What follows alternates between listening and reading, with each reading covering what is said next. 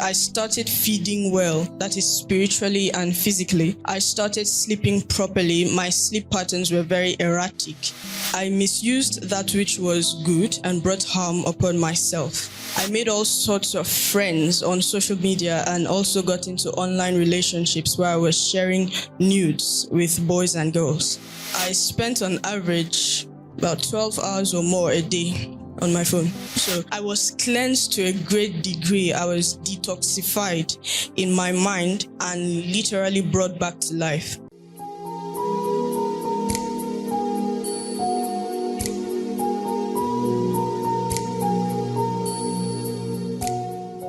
If there's anything that has been a major idol in my life, it is the black idol. Pastor calls it the black idol, the smartphones, pads, computers, TVs, etc. From a young age, I was almost always in front of a black screen. My dad bought me my first phone, a Motorola, when I was about 7 or 8. Of course, my mom never liked the idea and opposed to it vehemently. But since my dad couldn't be dissuaded, when I was 12, I suppose, I was using a smart device. I misused that which was good and brought harm upon myself. With it, I got boys' numbers and was in and out of multiple relationships. Having been exposed to porn some years before this time, I went on to feed on sexual contents on Facebook, erotic stories and the likes. I made all sorts of friends on social media and also got into online relationships where I was sharing nudes with boys and girls. I spent on average about 12 hours or more a day on my phone, not doing anything important. When I rededicated my life to Christ in September 2022, I still kept the smartphone I had acquired through fraudulent means, that is cybercrime, Yahoo. At different times, I had lost peace about the device, but I shrugged it aside since I was using it for God's glory. That is sharing Bible passages, gospel music and videos, program flyers, etc. on my social media accounts. After my decision to be serious with God, I joined many Christian groups. I was in and out of campus in search of the truth and answers. At one fellowship meeting on campus, after a 3-day program, we were asked to sow a seed. You know those things that happen, where a strong seed to partake in the things we have been hearing. So the pressure about parting with the phone came back. You know, he mentioned how he took 25,000 out of his school fees and paid. So what could a girl like me do? So the pressure about parting with my phone came back, and ever so strongly. Now you bet I cried hard because I felt the phone was my way of escape. During the time I was still battling, before that time I was battling with depression, and the way I escaped reality was through the smartphone. I cried. I was convinced I will shrivel up and die in a matter of days being separated from the device.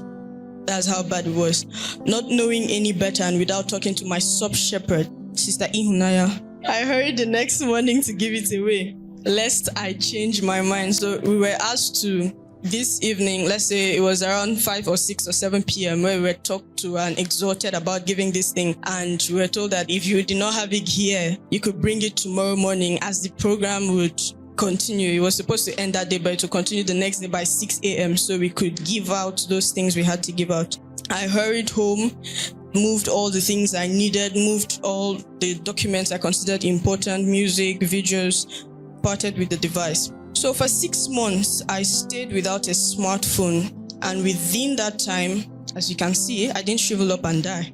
Still very alive, and I grew because I started feeding well, that is spiritually and physically. I started sleeping properly. My sleep patterns were very erratic. I rarely slept well.